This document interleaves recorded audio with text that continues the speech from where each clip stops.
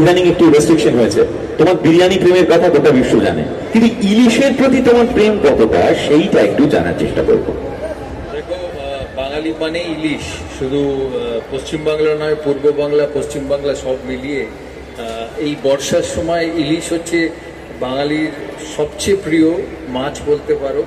আর ভাত আর ইলিশ মাছের কোড়ই, অনেকে ভাজা ইলিশও খায়, ভাত আর ইলিশ মাছের কোড়ই সমস্ত বাঙালির মতো আমার কাছেও খুবই প্রিয় আর খুবই সুস্বাদু। আমি অ্যাকচুয়ালি অত ভাত খাই না, কিন্তু শুধু ইলিশ মাছের কোড়ই হলে আমি একটু ভাত খাই, অ্যাকচুয়ালি তাই। কিন্তু আর এই যে ফরচুন কাচ্চি ঘানি মাস্টার্ড অয়েল আমাদের বাঙালির কাছে খুব প্রিয়।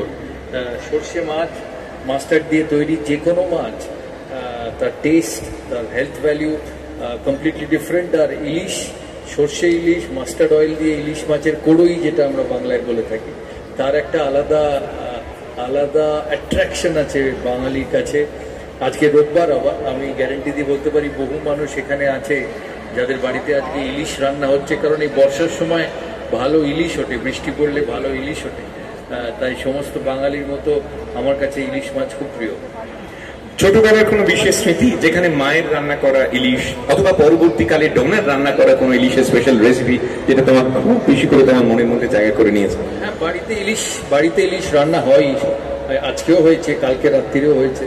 তো মা করতেন, মা যখন বয়স কম ছিল। ডোনা মাঝে মধ্যে করেছে, সবসময় হয়তো করে না। কিন্তু বাড়িতে যিনি রাঁধুনি আছেন তিনি প্রায় 30 বছর ধরে আমাদের বাড়িতে।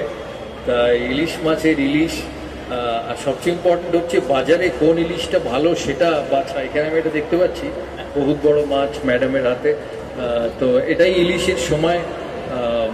ইলিশ মাছ যেটা আমি বললাম খুবই সুস্বাদু। আর মাস্টার্ড অয়েলেরও অনেক ভ্যালু আছে, ওমেগা 3, ওমেগা 6 ফ্যাটি অ্যাসিডসের অনেক ভ্যালু আছে। মাস্টার্ড অয়েলের হেলথ ভ্যালু আছে। এখানে যারা মহিলা আছেন তাদের স্কিন ভালো করে মাস্টার্ড অয়েল, তাই মাস্টার্ড অয়েল খেলে স্কিনও ভালো হয়। তাই এই সমস্ত কিছু ভ্যালু নিয়ে, শুধু টেস্ট নয়, নিউট্রিশন ভ্যালু, হেলথ ভ্যালু সমস্ত কিছু নিয়ে মাস্টার্ড অয়েল খুবই শরীরের জন্য খুবই হেল্পফুল। আমি শুনলাম ইলিশের এই ফেস্টিভ্যালও হয়েছে ফরচুন, আমি তাদের সাথে প্রায় 4 বছর হয়ে গেল ফরচুনের সঙ্গে আমি জড়িত, তাদের অ্যাম্বাসেডার হিসেবে। তো এই তারা যে ইলিশ ফেস্টিভ্যাল করেছে তাতে আজকে আমি দেখলাম যে 48 জন কোয়ালিফাই করেছে ফাইনালে। আজকে তারা বেছে নেবে শ্রেষ্ঠ পার্টিসিপেন্টকে। আমি জানি না তারা এখানে আছে কিনা, তো ফরচুন বেছে নেবে শ্রেষ্ঠ পার্টিসিপেন্ট কারা।